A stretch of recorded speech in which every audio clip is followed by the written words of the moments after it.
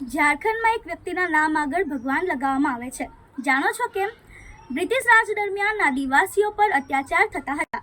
તેમના ઘર અને જમીન છીનવી લઈ તેમને મજૂર બનાવવામાં આવતા, સાથે જ તેમના વિશાળ જંગલોને કાપી નાખવામાં આવતા. એવામાં એક વ્યક્તિ હતા જેમને એ નહીં જોયું કે સામે કેટલી મોટી સરકાર છે અને આદિવાસીઓના હક માટે ઊભા થઈ ગયા. નામ ભગવાન બિરસા મુંડા. ઝારખંડની આન બાન અને શાન. તેમના સંઘર્ષના કારણે બ્રિટિશ સરકારે તેમની આગળ ઝૂકવું પડ્યું હતું.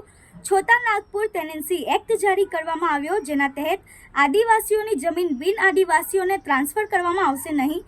સાથે જ તેમના સંઘર્ષના કારણે દરેક પાણી જંગલ સાથે જોડાયેલા સામુદાયિક અધિકારો તેમને પાછા મળ્યા. બિરસા મુંડાને આજે ધરતી પિતા સાથે જ આદિવાસીઓના મસીહા તરીકે ઓળખવામાં આવે છે. બ્રિટિશરોએ તેમને માર્ચ 1900માં ગિરફ્તાર કર્યા, જેના 2 મહિના પછી ફક્ત 25 વર્ષની ઉંમરમાં જેલમાં તેમને પોતાના પ્રાણ ત્યાગી દીધા હતા.